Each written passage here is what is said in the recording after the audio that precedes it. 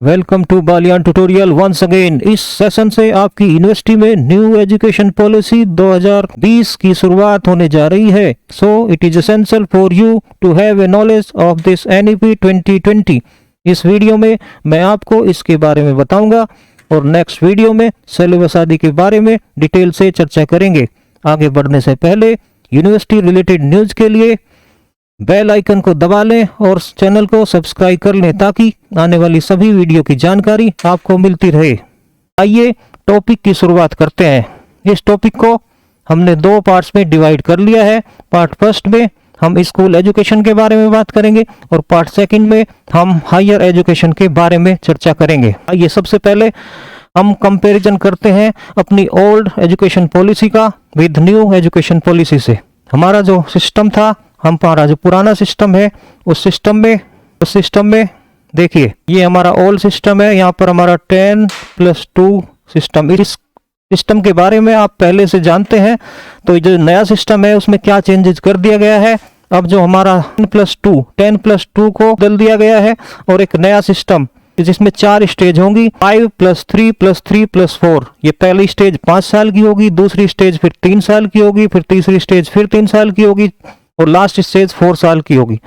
आइए इन सभी को डिटेल से समझते हैं। सबसे पहली जो स्टेज होगी वो आपकी फाउंडेशन स्टेज होगी।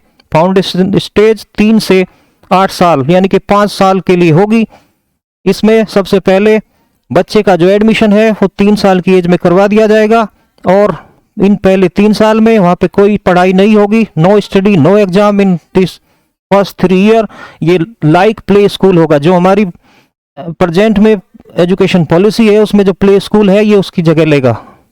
इसके बाद के 2 साल में क्लास 1 और 2 काउंट की जाएंगी। यहाँ पे ओरल स्टडी होगी, लाइक पोएम रिसाइटेशन आदि होगा और any kind of fun activity.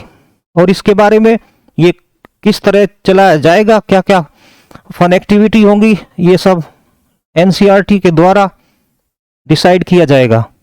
ध्यान देने वाली बात यह है कि इस स्टेज में कोई एग्जाम नहीं होगा, केवल पढ़ाई थोड़ी क्लास 1-2 में होगी, वो भी पोएम रिसाइटेशन आदि। बल्कि ये एक बिल्कुल पूरे 5 के 5 साल बच्चा और बुक है वो बनाया जाएगा कि वो स्कूल की तरफ आए और स्कूल आने से ना डरे। आइए चलते हैं नेक्स्ट स्टेज की तरफ। नेक्स्ट स्टेज हमारी प्रीपरेटरी स्टेज कहलाएगी। ये एज 8 से 11 और क्लास इसमें 3 4 5 3 क्लासेस को इसमें काउंट किया जाएगा। आइए इसके बारे में डिटेल से समझते हैं।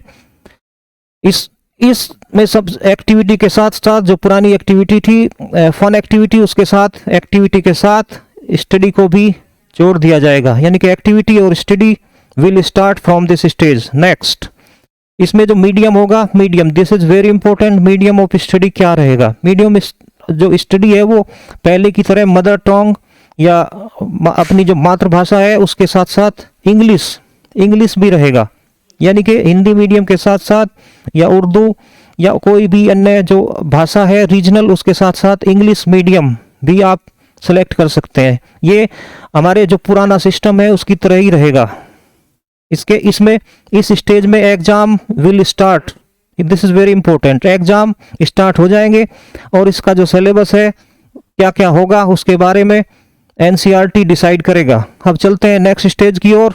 ये स्टेज कहलाएगी मिडिल स्टेज। ये 11 से 14 साल के बच्चों के लिए होगी और इसमें 3 क्लास होंगी, 6, 7, 8। ये जो सिस्टम है ये पुराने सिस्टम की तरह है, बस थोड़ा सा चेंज आया है। चलिए उन्हें समझने का प्रयास करते हैं। ये यहाँ पे जो सिस्टम होगा वो एनुअल सिस्टम होगा। साल में एक बार एग्जाम हुआ करेंगे। इंपॉर्टेंट बात जो ऐड की गई है इस नए सिस्टम में पुराने सिस्टम के अलग, वो है कंप्यूटर बेस्ड नॉलेज। यहाँ पे आपको कंप्यूटर बेस्ड नॉलेज दी जाएगी और उसमें जो जोड़ा जाएगा वो कोडिंग। इस एज में बच्चे कोडिंग करना शुरू कर देंगे। छोटे छोटे कंप्यूटर प्रोग्राम और सॉफ्टवेयर उन्हें सिखाया जाएगा। सॉफ्टवेयर और हार्डवेयर के बारे में उन्हें डिटेल प्रैक्टिकल नॉलेज दी जाएगी। आइए बढ़ते हैं। तीसरा इंपॉर्टेंट पॉइंट है यहाँ पे, जो पुरानी एजुकेशन पॉलिसी के मुकाबले नई एजुकेशन पॉलिसी में वोकेशनल कोर्स को जोड़ा गया है और ये एक integrated vocational and mainstream education कहलाएगी, जिसमें पढ़ाई के साथ साथ कुछ वोकेशनल कोर्स भी जोड़े जाएंगे। इसमें जो पढ़ाई होगी मैथमेटिक्स, आर्ट, साइंस कोर्स और एक कोई भी इंडियन लैंग्वेज लेकर पढ़ाई की जाएगी। इसका सिलेबस भी एनसीईआरटी के द्वारा डिसाइड किया जाएगा। आइए बढ़ते हैं नेक्स्ट स्टेज की तरफ, और ये हमारी लास्ट स्टेज है, सेकेंडरी स्टेज। सेकेंड स्टेज 14 से 18 साल के बच्चों के लिए होगी। इसमें 4 क्लासेस को काउंट किया जाएगा, 9th, 10th, 11th, 12th। Okay, आइए इसके बारे में समझते हैं। सबसे पहले यहाँ ध्यान देने वाली बात है, जो नया चेंज आया है पुरानी एजुकेशन के मुकाबले में जो नया चेंज है, इसमें सेमेस्टर सिस्टम शुरू हो जाएगा। अब हर 6 महीने 6 मंथ के बाद एग्जाम हुआ करेंगे, जिससे बच्चे पढ़ाई पे ध्यान दें और पूरा साल ना पढ़ के केवल लास्ट के कुछ दिनों में पढ़ के जो एग्जाम देते हैं, उन्हें इस नई एजुकेशन पॉलिसी में रेगुलर होकर पढ़ना पड़ेगा। सेमेस्टर एग्जाम शुरू कर दिया जाएगा। इसके बाद अब मेन बात है ये स्ट्रीम। अब तक आप साइंस कहते थे, 12th में क्या लोगे, 12th में लेंगे साइंस साइड, कॉमर्स या आर्ट साइड। अब ऐसा कुछ नहीं होगा। नई एजुकेशन पॉलिसी मल्टी डिसिप्लिनरी होगी। वहाँ पे आप मैथ के साथ बायो और साथ में कॉमर्स तीनों को एक साथ पढ़ सकते हैं। इसके साथ में कोई विदेशी भाषा, फॉरेन लैंग्वेज को भी इस यूज कर लिया जाएगा पढ़ने के लिए। तो यहाँ पे मेन चीज क्या है, नो स्ट्रीम, और पूरा का पूरा मल्टी डिसिप्लिनरी होगा। नेक्स्ट चलते हैं, यहाँ पे जो मेन बात है उस पर ध्यान दिया जाएगा। यहाँ पे रोटे लर्निंग और रट्टाफिकेशन बिल्कुल बंद कर दिया जाएगा, और जो पूरा का पूरा emphasis on critical thinking, emphasis जो है ना क्रिटिकल थिंकिंग पे दिया जाएगा।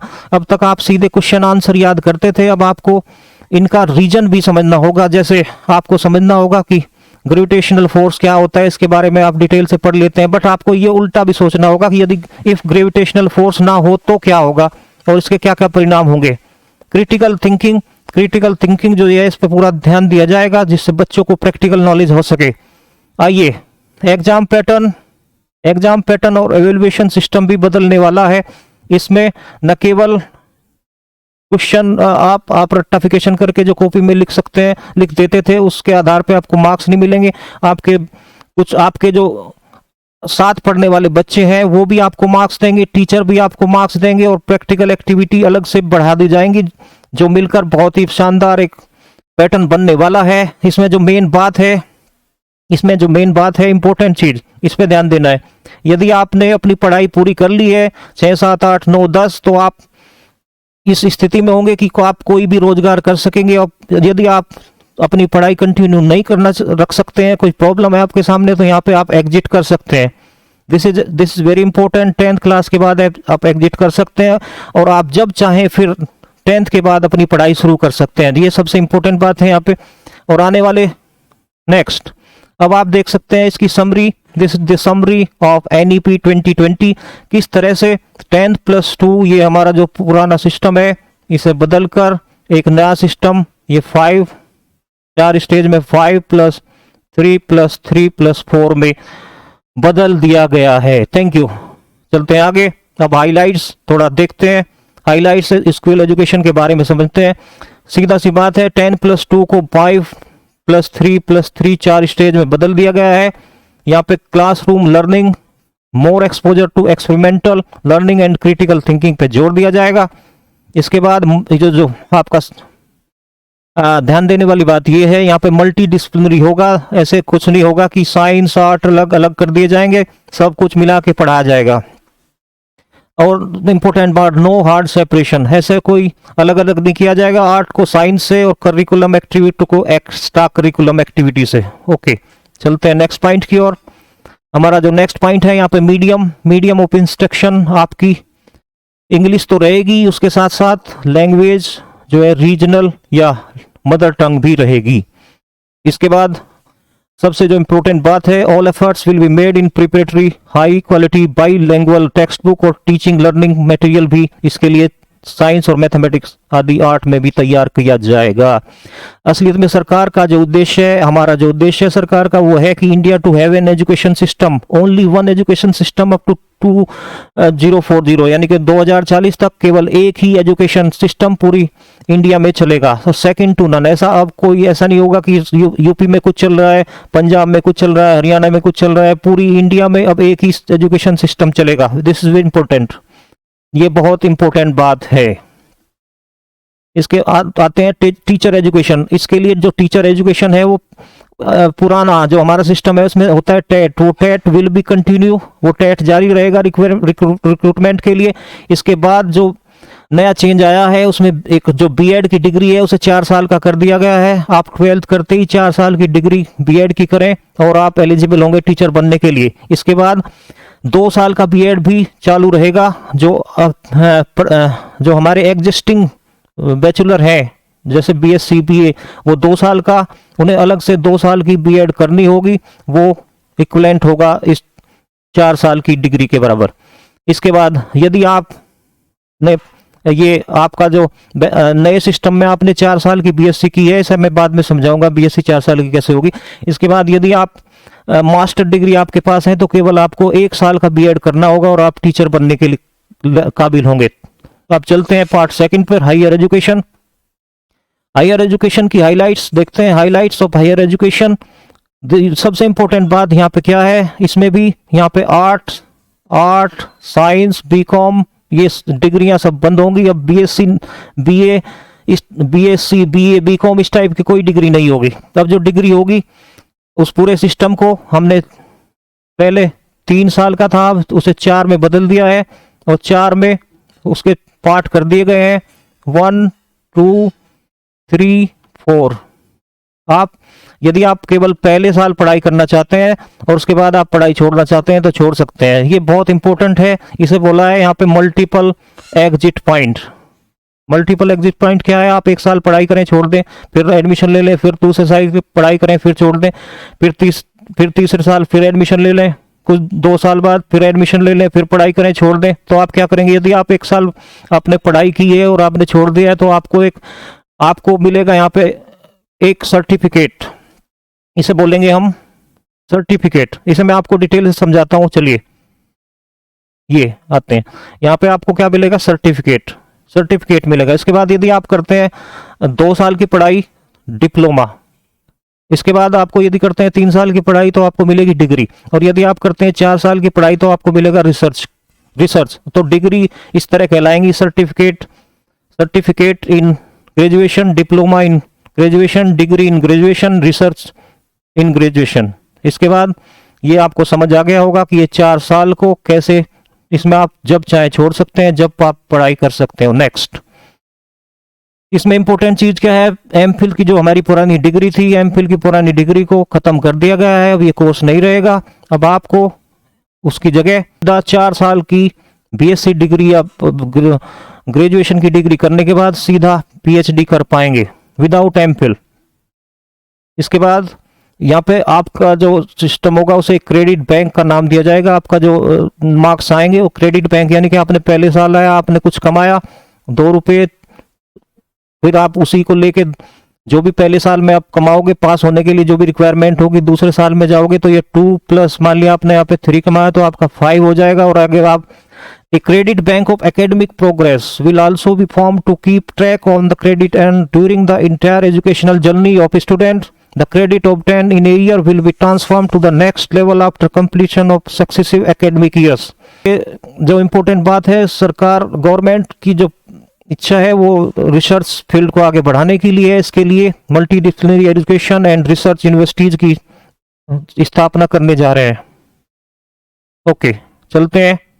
इसके बाद ये एक इम्पोर्टेंट बात है, पूरे देश में केवल एक ही एजुकेशन, हायर एजुकेशन को केवल एक ही बॉडी के द्वारा कंट्रोल किया जाएगा।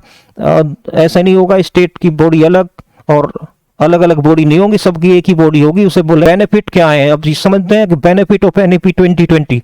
सबसे इंपॉर्टेंट बात क्या है, जो इसका एजुकेशन का यूनिवर्सलाइजेशन हो जाएगा। कहीं कुछ हो रहा है, कहीं कोई पढ़ा रहा है, कोई कुछ पढ़ा रहा है। अब आपका फाउंडेशन स्टेज से सेकेंडरी स्टेज तक स्कूल एजुकेशन में केवल पूरी इंडिया में एक ही सिस्टम होगा। आप बोल सकते हैं एक भारत श्रेष्ठ भारत जैसी ये पॉलिसी है।